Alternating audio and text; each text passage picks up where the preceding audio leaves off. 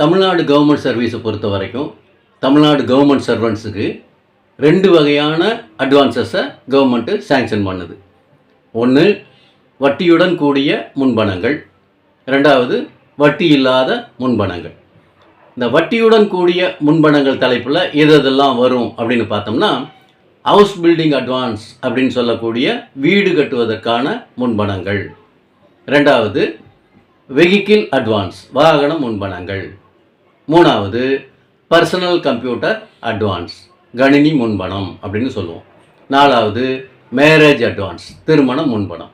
இதுக்கு எல்லாமே வட்டியை பிடித்தம் பண்ணுவாங்க. இந்த வட்டி தொகை எதை பொறுத்து அமையும் அப்படின்னு பார்த்தோம்னா, நம்ம வாங்கக்கூடிய அட்வான்ஸினுடைய அமௌண்ட்டை எவ்வளோ சீக்கிரம் திருப்பி கட்டுறோமோ அந்த கால அளவை பொறுத்து இந்த வட்டி தொகை அமையும்.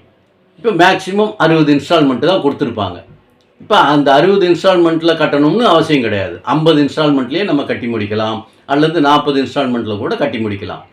எவ்வளவுக்கு எவ்வளவு விரைவாக அந்த அசல் தொகையை கட்டி முடிக்கிறோமோ அவ்வளவுக்கு அவ்வளவு நம்ம செலுத்த வேண்டிய வட்டி தொகை குறைவாக இருக்கும். சரி, இப்போ இந்த 2வது ஐட்டம் என்னன்னு பார்த்தோம்னா, வட்டி இல்லாத முன்பணங்கள். இந்த வட்டி இல்லாத முன்பணங்கள் தலைப்பில் இதெல்லாம் வரும் அப்படின்னு பார்த்தோம்னா, ஃபெஸ்டிவல் அட்வான்ஸ் பண்டிகை முன்பணம், 2வது கைத்தறி துணி வாங்குவதற்கான முன்பணம், 3வது கல்வி முன்பணம் அப்படின்னு சொல்லக்கூடிய எஜுகேஷனல் லோன்.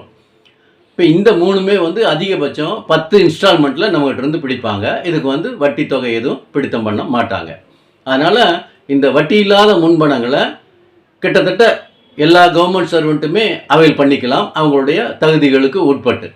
இந்த வட்டியுடன் கூடிய முன்பணங்களை பொறுத்த வரைக்கும் எந்தெந்த கவர்மெண்ட் சர்வெண்ட்டுக்கு எந்தெந்த லோன் தேவைப்படுதோ அதை மட்டும் அவங்களுடைய தகுதியின் அடிப்படையிலும் ரீபேயிங் கெப்பாசிட்டியின் அடிப்படையிலும் அதை வாங்கினா சரியானதாக இருக்கும். இதை தெரிஞ்சுக்கணும் அப்படிங்கிறதுக்காக தான் இந்த வீடியோ. நன்றி, வணக்கம்.